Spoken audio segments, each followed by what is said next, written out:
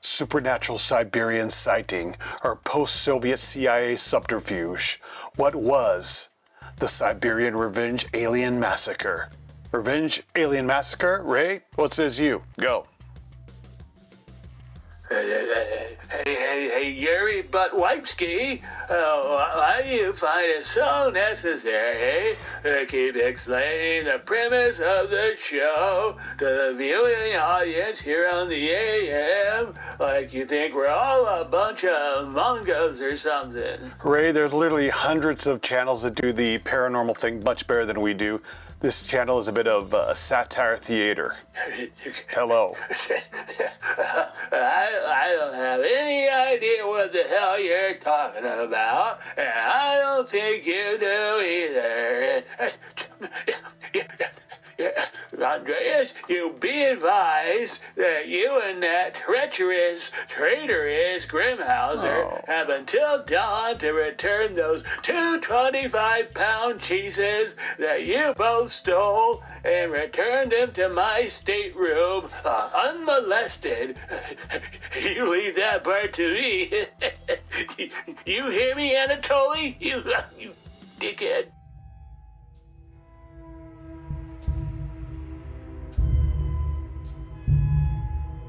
So, stolen cheese. Jesus crust, what does he want from me?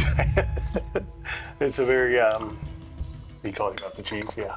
Anyway, 1993, where were you? Where were you? Where were you? Where were you? I was advancing on a Asiatic Andreas Davidianus in the Boca Tigris. Barely survived. How about you? Pretty sure I lost track of that year. 1993. Entire year? Entire year, yes. 93, I was 7. So I believe that was around the time I got my SNES, so I was enjoying Final Fantasy 3. Yeah. And I did survive. You did survive. Yeah, not just barely, I really survived. All right, now, since I'm ignorant when it comes to the video games, what is that? It's like those games where you take turns, you know, like your guy's standing there and it's like, and then you tell him what to do, and then he attacks the other guy, the monsters or whatever, and it goes back and forth pretty much. That's the basics of the game, okay. But all followed around a storyline. All right. That's it. Otherwise, I wouldn't play it. I mean, if there's no story, what's the point? All right, very good. So let's observe the... Kicking ass is always good too. Let's observe the latest Daily Mail article on what is classified as the Alien Revenge Massacre, 1993. The Daily Mail article refers to a CIA document that was declassified in the year 2000, supposedly, about a complement or unit of ex-Soviet Russian soldiers. They were out on a routine training exercise in the vast Siberian wilderness, who I have a soft spot for. The Siberian wilderness? Yeah, not the soldiers. The okay, I was going to say. That's not. And they encountered a slow-moving, relatively low-flying, hovering UAP, or as classic cursory ufologists, people with interest in the subject, UFO, circular disc, standard issue flying saucer, and in proper Russian trigger-happy fashion, they shot it down with a surface-to-air missile, which is, I don't think that unusual that Earth defenses, even the ones of 1945, would have a problem shooting down a extraterrestrial craft, because who's to say the extraterrestrial crafts are really that proficient and knowledgeable about all of the Earth's defenses. I think they mostly are focused on the military nuclear capabilities, and I believe it was possibly possible to shoot down a craft. But they shot down this craft, and the Russian infantry unit approached the injured craft with their assault rifles drawn, and immediately the alien interlopers fired first, and 23 of the 25 members of this military unit were instantly turned to petrified stone. And there were the two that survived were the ones that recounted exactly what had happened, and they said the only reason that they even survived was the fact they were in a shaded area. Now, there's been a couple different reports on exactly how this happened.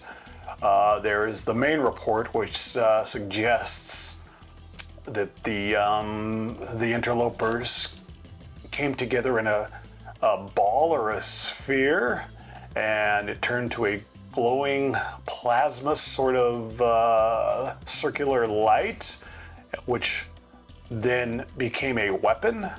Or I believe they just shot their weapons of whatever they were all at once, and it appeared to be a ball of mass and light and plasma or something like that. And so the two soldiers that did survive, they played hotfoot back to the base, and the Russians came back with their usual reinforcement. Heavy armored artillery and air support, and everything was gone. And even the petrified, let's call them limestone deceased soldiers were nowhere to be found. And it's obviously suggested that the KGB special operations, or the operations at that time that looked into these matters, removed them and took them to an underground secret bunker facility a few miles out of Moscow, where they study and identify this stuff and try to get to the bottom of this entire situation. And so it was reported that they were turned into not just stone, but a limestone sort of stone, but a type of stone that is not of terrestrial origin. It was not from this planet. Yeah, so that was really, really interesting. And who's to say exactly what happened with this story?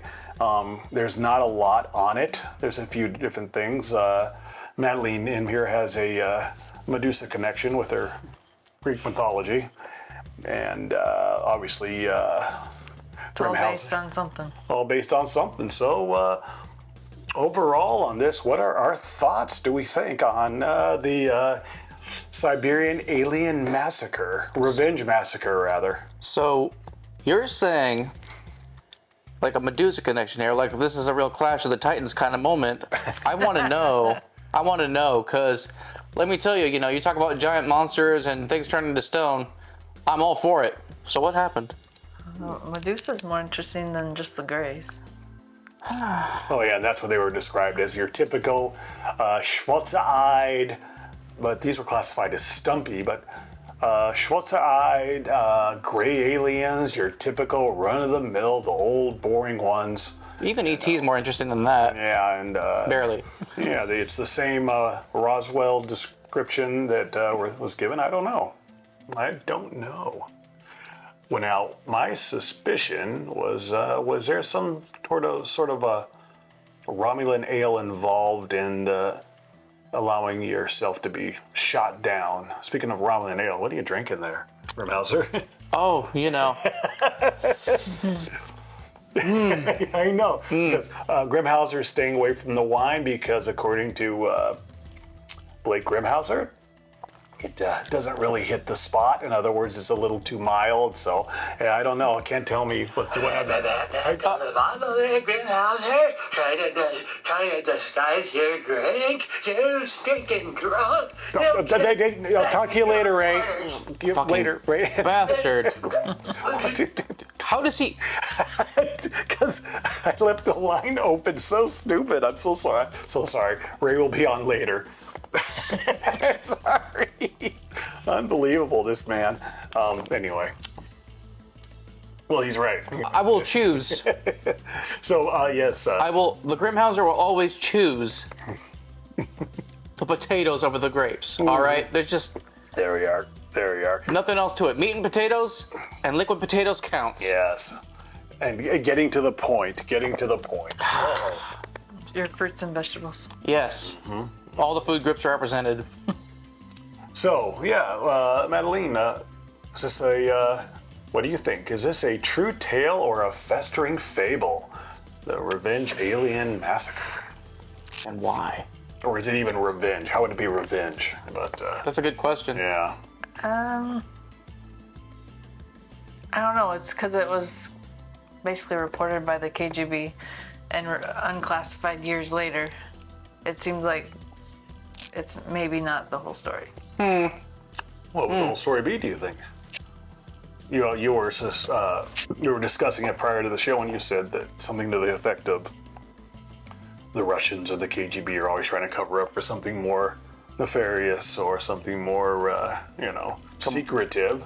Theories are always fun, please. Yeah.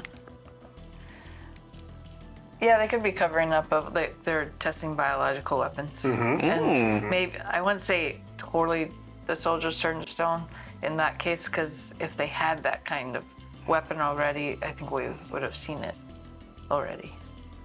Oh, you're talking about the Russians having Yeah. that? Oh, okay. No, I don't think that. And even since this report's been out in 2025, it was even stated in the article that there's no known, and when we say known, what does that mean? There's no known sort of weapon that Earth people have in their possession as of yet. Is such a weapon practical?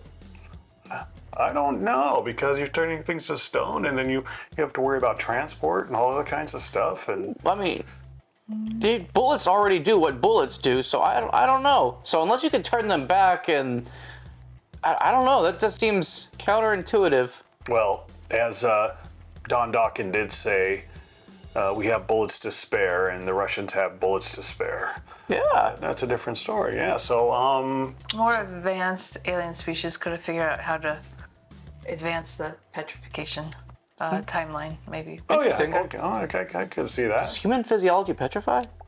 I don't even know. I thought only like things like trees and bones did that, but okay, well, I guess human bones would petrify, but what about the rest of us? There's mummification, where some of the tissue is That's true. saved. I don't know. I don't know. Does anyone know anything about human petrification? Is that possible beyond mummification? Somebody please tell me, because that's some next level stuff. Let's just say. Yeah, I'm not sure. These are the kind of questions that I'd love to ask Ray Casper, an older gentleman. No. But I have a feeling that he would. Why would you ask him? Well, I'm trying to get him off the last week. What was he accusing us of stealing? Cheese and No. oh wait, that was What was it last week? Coconuts. Coconuts. Ray Casper is accusing us of stealing coconuts from his personal store of coconuts from his netting or whatever it was on the ship, and no one uses the netting for that purpose. for storing coconuts. No. From Tahiti. No. I see. There was no Tahiti, there was no coconuts, there was none of that. I don't know what he's talking about. Well, That man's insane. yeah, that's quite true.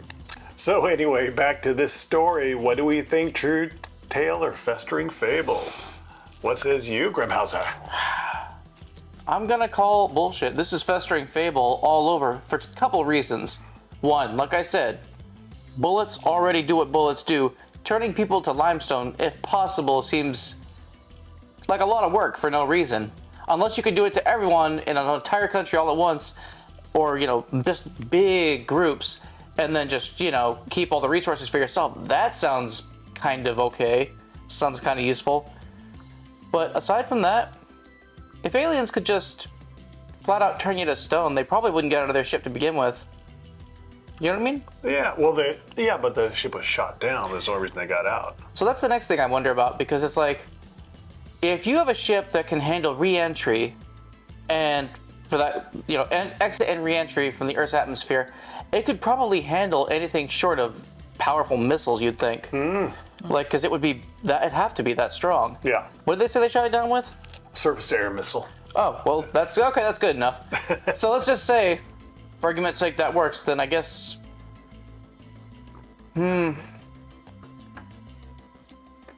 It still just begs the question, how did they even catch these guys, and why is it always a disc? Either way, I'm gonna have to say, I mean, it's festering all the way for me. Festering fable, all right. And your conclusion was, Madeleine? I'd say there's truth to it. Although I don't know why the aliens wouldn't more like just incinerate us instantly versus turning us to stone. I've got so many questions for these aliens and their methods. But I think something happened. Yeah, I mean, think about this, guys. I mean, E.T., he touches you. Ouch. And, I mean, that's got its own, like, problematic kind of issues there, but any other alien you've ever thought about in sci-fi history that usually don't turn you to stone? The xenomorphs, they use you to incubate and then kill you and eat you or whatever else. Like I said, E.T. likes to touch you. I don't really know what his problems are. He likes Reese's Pieces too, which, I can get behind that. Yeah. But... The crunch ones. The crunch ones, yeah, the crunch ones, you're right. And pretty much any other alien, they just have weapons that already burn you or kill you on the spot and vaporize you, which makes a lot more sense than turning you to stone, which seems like it would be time consuming. What I'd love to do an episode in the near future would be just on xenomorphs in the Alien franchise. It's so funny though. My place of employment, there was a chap that used to come in there, and we would what do they call it? A lot of our conversation, maniac tough guy, was a lot of, let's say, extremity measuring, right? And he would tell me how quickly he could build muscle. He was such an idiot, this guy. And he said, yeah, I have a xenomorph physique.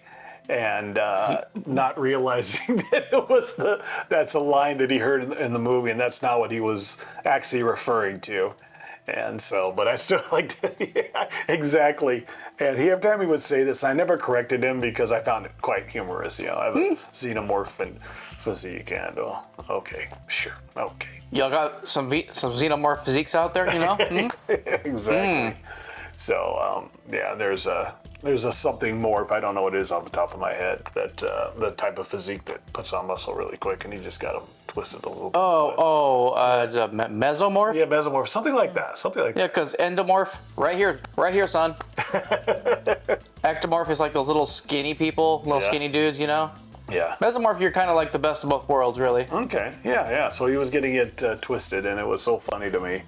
But xenomorph, I'm just like, what does it? What does that mean? Did he get a tapeworm? What does this mean? What are we talking about?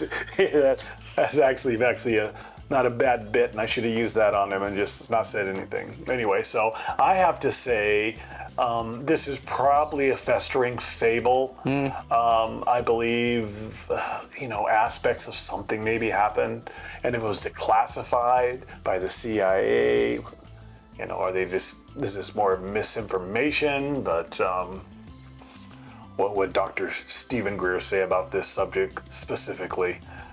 Because a lot of things with Dr. Greer, it's misinformation. Lou Elizondo and Dr. Greer, they're kind of competing with for the attention of the ufology community, and so I start thinking one thing, I start thinking another, back and forth, and then I end up more confused than I was before. So I have to say probably festering fable, but something happened. Yes. Something always happens. Something always happens. You know what? Something else always happens. What's that? When it comes down to Grimmhauser's movie moments.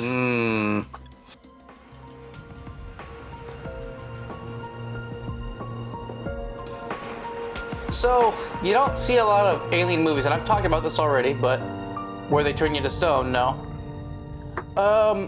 most of the time you get vaporized like in War of the Worlds. The more recent one, I don't really remember how they killed people in the original radio play. It was different.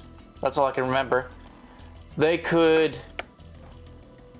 drink you like the killer clowns from outer space, and they wrap you in cotton candy and some weirdness like that. Oh, really? Okay. Yeah, they made clowns less scary somehow. Go figure. But then you get the day the Earth stood still. Now that was a unique one. It's one of those aliens take the body of a person and then try to judge humanity or save humanity from judgment from these other aliens who wanted to test us out for whatever reason. Instead of just taking our resources more honestly like the ones in Independence Day. Those guys were straightforward at least. Mm-hmm. You gotta give them that. Mm-hmm. What is it like they said to when the president's like, what do you want from us? And the alien just looks at him and is like, die. And then attacks. That's pretty cool. That's pretty cool, yeah. Attacks his mind. And I'm just like, okay. What is so funny is that you get a lot of, I'll use the term modernists that will, and that's not the exact term, I'm just using that term for YouTube's sakes, tube use. And the tubers. That would think that a higher intellect, an off-world higher intellect, would be so advanced that they would want nothing but peace. Well, on this planet, the higher intellects that have ruled militarily, they never wanted peace. They never sought peace. They sought domination. And to believe that, I would say peace could, like I said before, could just be a human construct. You know, love and peace and joy and happiness is all a human perception. You know, on the other side of the galaxy, might be the exact opposite. And so, yeah. I think it's all in the moment as far as what that, what that entails is like, we are animals who are trying not to be animals. So everything that we do outside of nature is a construct for sure. We tried to escape a cycle, the ecosystem, right? We escaped our ecosystems. We tried something new. We left the trees, which I'm not sure was a good idea, but you kind of just go with what happens after that. Mm-hmm. And we decided, hey, let's throw rocks and sticks at things and see what happens. Turns out we took over the planet, which I'd call that a win for our species. So, good job, everybody, Yeah. Good job. But where do we go from here is the question that probably prompts every war and then subsequent peacetime until the next war. Perhaps this planet needs another monolith to direct us towards a higher advancement of sorts. Yeah. I think the only thing that really directs advancement in our species is necessity. Okay. Once something becomes necessary, we make it happen. Mm-hmm. Until then, the drive is toward other things. Entertainment technology, for example, is way ahead of most other technologies, and skincare for some reason. What say you? No? No one? No one has any comments about technology? I don't think skincare is that advanced. Huh. Well, I do know. It seems like it's more advanced than like something, so. Yeah. Something that advances at least medical technology in a very, very speedy way would be a war. You have your war, and all of a sudden, battlefield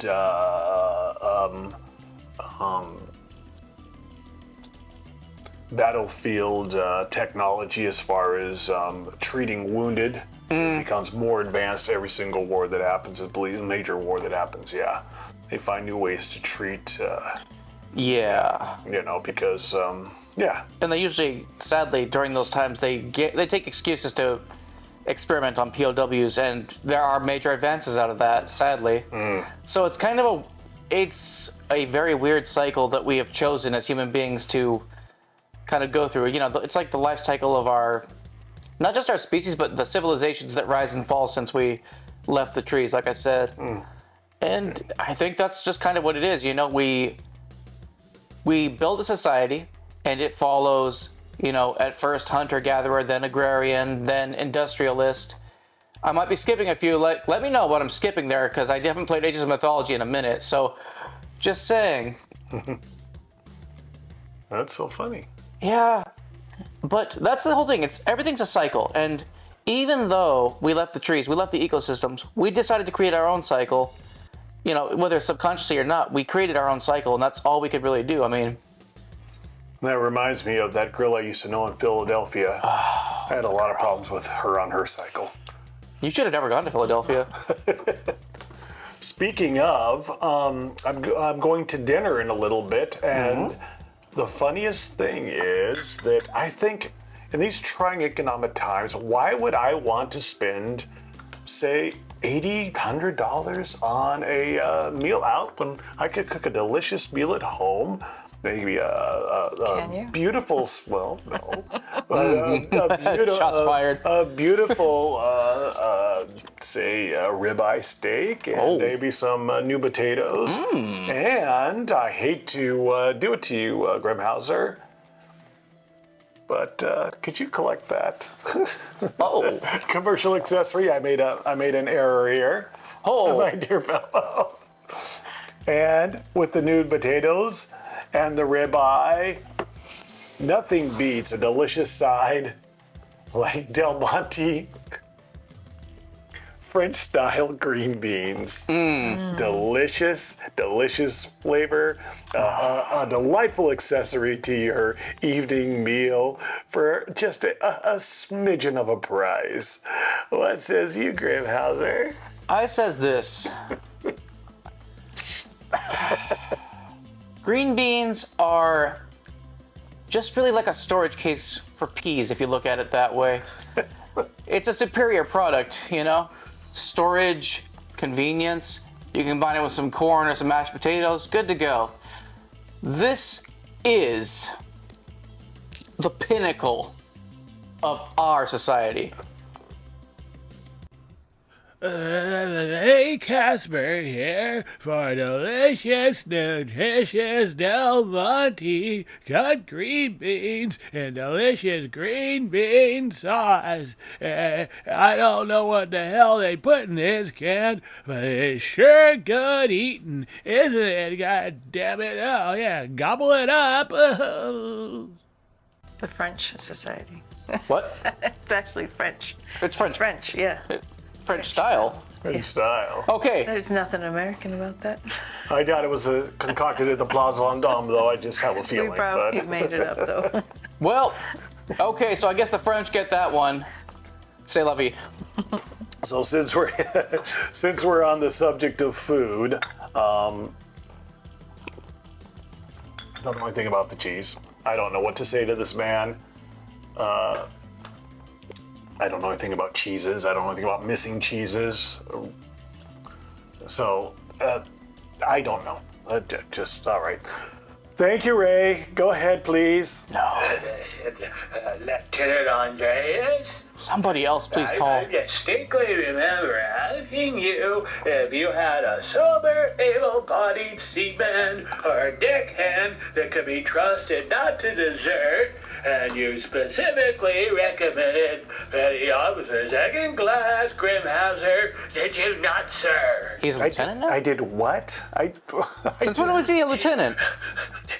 It seems that a member of Grimmhauser's watch is a lighthearted fellow as well as a light-fingered one. Are you calling me? What do you mean? You know what I'm talking about? In a moment of exuberance, a member of Grimmhauser's watch stole two 25-pound cheeses. Is that true? No, we don't keep cheese on the ship like that. Not what? So, saying Ray's lost it, it has no meaning. He never had it. I'm just telling you, coconuts, cheese logs, or wheels, or whatever he was saying. Logs. No. No. And then suddenly you're a lieutenant now? Do you outrank me? What? His whole mind canon makes no sense to me. And you can only watch so much, random pirate movies before you it spoils your mind. Well, I don't know. From what because I looked into, I just read a couple articles on senility, and, he says he's 77, 78 years old. I think he might be a touch older, and you could probably as to how old you thought he was. You served with the man. I'm pretty sure I saw him part the waters once, so I don't know, you know. That's a funny thing, but I believe that it's a possibility that reality and fantasy through whatever media you're consuming at the time, obviously that becomes quite blurred. But I don't know. I was never in the Navy. I was never, as he said, a lieutenant, and so I'm not. That's weird because lieutenant, that is, as far as I understand it, that's a British pronunciation for lieutenant, how we say it. Which, you know, left, there's no F in there anywhere. Can somebody explain that to me? How does L-I-E-U become left? Somebody explain that to me, because linguistically, you lost me. Yes, I wish I could explain it. I have theories, but what do I know? Speaking of theories, conclusionary wrap-up. Like I say every show, oh man, I want to believe these alien encounters. I don't necessarily want them all to be hostile and end in such a fashion, but you're attacked. I don't know. I just, like I said, I believe aspects of the Alien Revenge Massacre story, but I don't know. I don't know. You know, I keep going back to E.T. That's all there is, guys. It's either they're trying to attack you or they are trying to touch you. So just leave it at that, you know? Yeah, exactly. Save us. Sure. Well, I do believe there are probably, as there are with humanoids and human beings, there's all kinds of. There's the nice ones. There's the bad ones. There's the late night sneaky uncle ones. There's, I just believe that the Nordics are the ones that obviously everyone says we want those. Those are our friends, and they are overseeing the peace on this planet. But who knows? Yeah, I'm not sure. I'd love to ask Ray about this subject, but he would go on and on and on. Next thing you know, he would say he was a commander of an alien vessel. Yeah, he said he was a captain. What was his rank in the Navy? He was a lieutenant. He was not a captain. I don't know. Oh my God. I don't know where he gets it from, and it's gonna change. I bet you the next time it's like Madeleine was saying, he's like the commander of an alien vessel next time, and I was supposed to bring him his plasma cookies or some crap. I don't know. Sounds so serious and convincing. If I didn't know you, I would have no idea. I would really have no idea. Cheese on a ship is convincing to you? Well, I don't know anything about the Navy. Is there 25-pound blocks of cheeses that are given before you? It comes in a can, as far as I saw. All right. Maybe some cheese is stored otherwise, but not to my experience. Well, let's let Ray say goodbye, and we can wrap this thing up. Hello, Ray. I heard the first time, you dickhead. I just said hello once. Lieutenant Andreas, Petty Officer Second Class, Yeoman, whatever the hell your name is. Oh. After considerable reflection to shorten our journey, we will go with the winds to Jamaica by way of Cape Horn. He thinks you're a secretary. Not going to Cape Horn, Ray. Cape Horn? Man, don't you bloody cross me. Don't you cross me. Lieutenant, Yeoman, take Grimmhauser below, and tomorrow we shall assemble to watch and receive punishment for the cheese and insubordination. We set out to circumnavigate the globe, and goddamn you, sir, we will do it to the greater glory of us all. Now you may dismiss, sir. You may dismiss. Okay, we're gonna. Hey, Grimmhauser, I ever tell you about the time that Yeoman and I were docked in the port of Kupang? Some juicy Java slanty we got. Okay, thank you, Ray. Thank you, Ray. Is there? I hate all you so much. Likewise. Oh my God! Goodbye, Ray. Is there a port in Asia that you did not dock in? I'm starting to think. And where's Kupang? What's Kupang? I have no idea where Kupang even is. Yeah, anyway. That sounds made up to me. I think he lost his antipsychotics. Yeah. So anyway, thank you so much for tuning in to this episode of the Erich Andreas Unexplained. A lot of little I don't know what to say. Maybe give us callers other than Ray. Does anyone have ideas? Is there somebody? Come on, like Cheese. Come on. There's no way. No way. Yeah, I think he's legitimately cracking up. Anyway, thank you so much for tuning in to the Erich Andreas Unexplained. As per usual, we would like to give you the Unexplained 2 thumbs up and the peace out and the little birds. Whatever that is. Birds. That's that piece you keep talking about. Bing bong.